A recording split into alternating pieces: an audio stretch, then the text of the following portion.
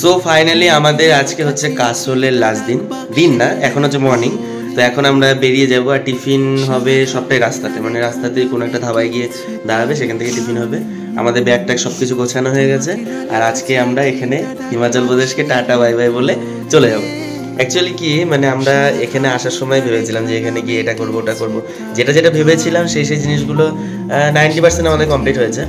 আর যে জিনিসগুলো মানে কি বলবো, ইচ্ছা নেই কিন্তু সবাই করেছে, যেমন কি জানো প্যারাশুট, তারপরে স্কেটিং, তারপরে আর কি জানো রোপওয়ে, হ্যাঁ রোপ, আরও বিভিন্ন জিনিস ছিল। ওই যে 4 চাকার যে মোটরসাইকেলগুলো, ওগুলোর নাম জানো কি, অ্যাডভেঞ্চারগুলো।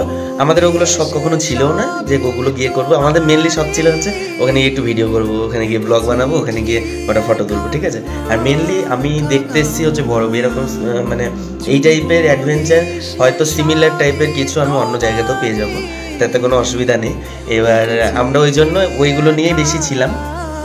আর একটা জিনিস হচ্ছে, আমরা বেরিয়েছিলাম হচ্ছে 16 তারিখে, আর আজকে হচ্ছে 22 তারিখ। আমাদের ট্রেন হচ্ছে রাত্রি 1:35, মানে 23 তারিখ পড়ে যাচ্ছে।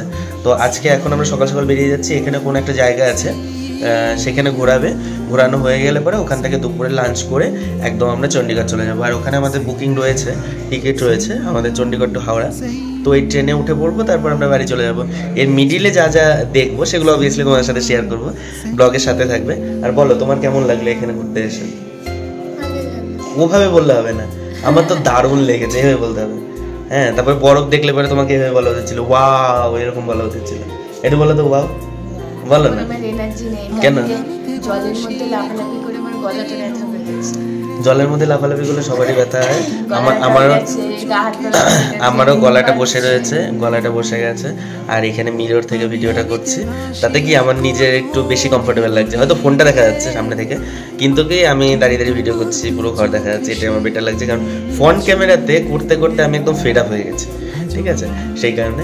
তো চলো, চা দিয়ে গেছে, চা খাওয়া হয়ে গেছে, আমাদের সমস্ত কাজকর্ম হয়ে গেছে। এবার বেরোনোর জন্য ডাকাডাকি পড়ে গেছে, এবার এগোই, ঠিক আছে। তো তোমরা ব্লগের সাথে থাকো, দেখতে থাকো। ফাইনালি আমাদের গাড়ি এখানে স্টার্ট হয়ে গেছে, গাড়ি এখন এগোবে এদিকে, তারপরে লাগেজগুলো সব লোড করা হবে। আর এই হচ্ছে মর্নিংয়ে কাসলে সেরকম বরফ দেখা যায় না, তবে এখান থেকে তবু দেখা যাচ্ছে ওই যে দূরে, এই যে এই সাইডটা করে দেখা যাচ্ছে ওখানে বরফ রয়েছে, কিন্তু এই দিকটাতে বরফটা মানালির থেকে অনেকটাই কম দেখা যায়। আমরা ছিলাম হচ্ছে এই hotel valley view castle. So finally আমরা এসেছি হচ্ছে গুরুদুয়ারা। তো এখানে ঢুকবো, ওদিকে একটা ছোট্ট মতো মন্দির আছে, মন্দিরটা দেখে যায়। আর এখানে নাকি যে ঝর্ণা জলগুলো নেমে আসছে ওটা নাকি গরম, তো গিয়ে একটু টাচ করে দেখতে হবে গরম কি ঠান্ডা, তাই তো? চলো। আর রাস্তা দেখেছ, ঘুরে ঘুরে নামতে হয়, ওরে কি খারাপ। তাহলে কথাটা সত্যি কথাই বলেছে আমাদের, যে জল থেকে ধোয়া ওঠে। ওই যে ওখানে দেখতে পাচ্ছি যে জল থেকে ধোয়া উঠছে, কিন্তু জলটা নামছে কোথা দিয়ে? এইদিকে জল দিয়ে তো ধোয়া উঠছে না, কি জানি। সো এই হলো ফাইনালি মন্দিরটা, যথেষ্ট সুন্দর, খুব সুন্দর। আর পরিষ্কার তো বলাই যাবে না, এত পরিষ্কার। কেমন লাগছে? ভালো লাগছে। আর এখানে সুন্দরভাবে সাজানো, পুরো ডেকোরেশন করা। আর এই দিকে হচ্ছে জল।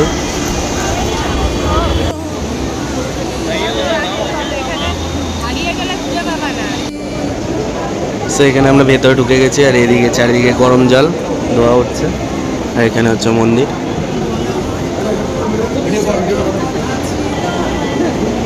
চারিদিকে তো ধোয়াতে দেখি কিছু দেখাই যায় না।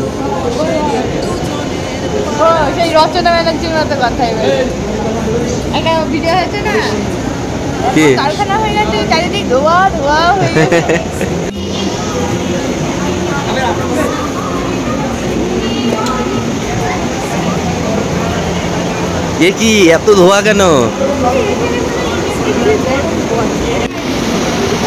এই কারণেই তো বোঝা যায় না যে নিচের জলে ধোয়া উঠছে, ওই দিকের জলে কেন উঠছে না।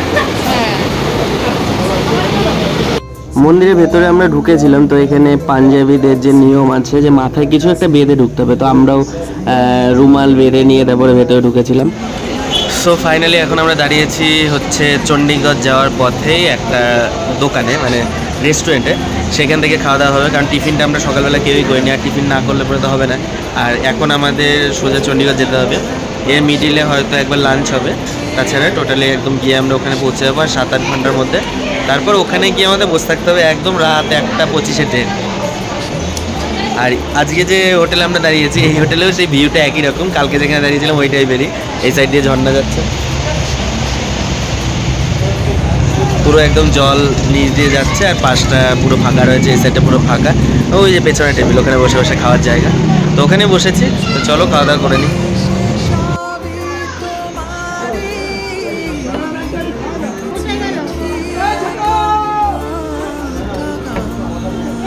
ফেরার পথে বাসে থেকে আমরা দেখতে পেলাম যে ড্যামটা আমরা যাওয়ার দিন দেখেছিলাম ওটাই।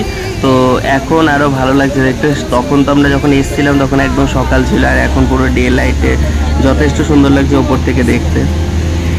আমরা যে ওপর থেকে ড্যামটা দেখলাম সেই ড্যামে পাশ দিয়ে আমাদের এখন ওই উপরের রাস্তাটাতে উঠতে হবে। ওই যে ওইদিকে দেখা যাচ্ছে যেটা, ওইটা একটা রাস্তা, আর এই দিক দিয়ে ঘুরে ঘুরে আমাদের উঠতে হবে। আমরা উপর থেকে নামলাম, কারণ আমরা টপের দিকে গেছিলাম, একটু উঁচুর দিকে গেছিলাম। এখন যেহেতু আমরা ফেরত আবার চণ্ডীগড়ের দিকে যাচ্ছি, তো আমাদের এই নিচ দিয়ে রাস্তা দিয়ে যেতে হবে, মানে ধীরে ধীরে আমরা এখন ডাউনে যাচ্ছি। তো এখানে আমাদের একটুখানি গাড়িটা জ্যামের মধ্যে পড়েছে, ওই জন্য একটু দাঁড়িয়ে থাকতে হয়েছে।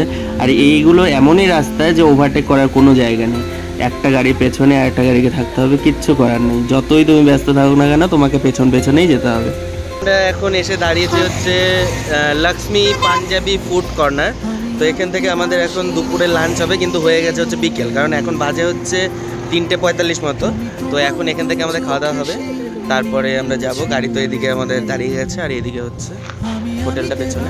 তো রাস্তা পার করে যেতে হবে। একটা গাড়ি আমরা এসে দাঁড়িয়েছি, আরও একটা গাড়ি আসছে, তারপর দেখি খাওয়া দাওয়া করবো, তারপরে একবারে চণ্ডীগড়।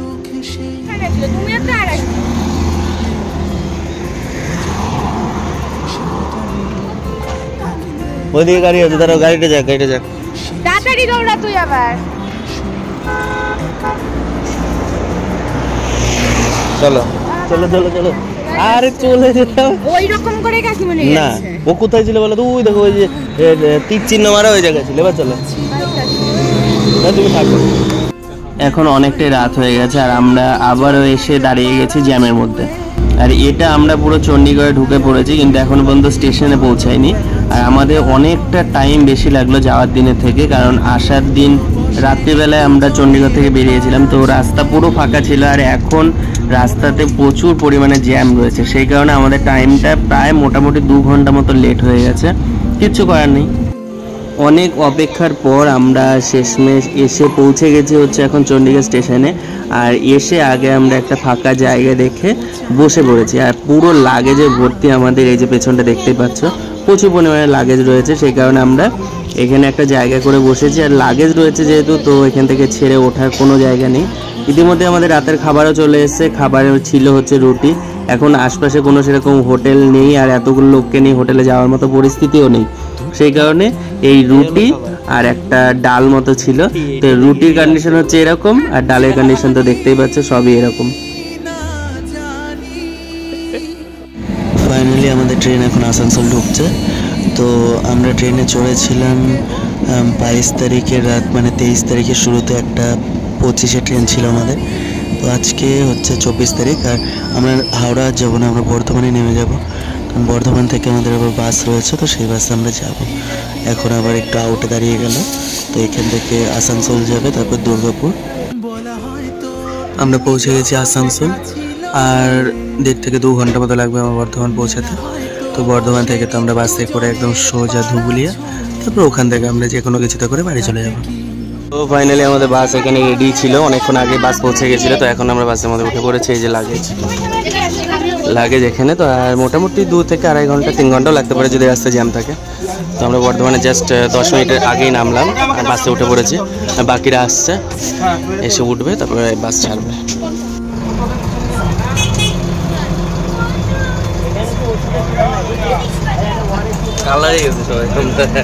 আমাদের বাস 1.5 ঘন্টার মধ্যে ধুবুলিয়াতে পৌঁছে গেছিল। আর ধুবুলিয়া থেকে আমরা একটা অটো নিয়ে নিয়েছি, যেটাতে পুরো লাগেজ নিয়ে নিয়েছি পেছনে, আর একদম পুরো রিজার্ভ, যেহেতু একদম আমার বাড়ির সামনে গিয়ে নামিয়ে দেবে।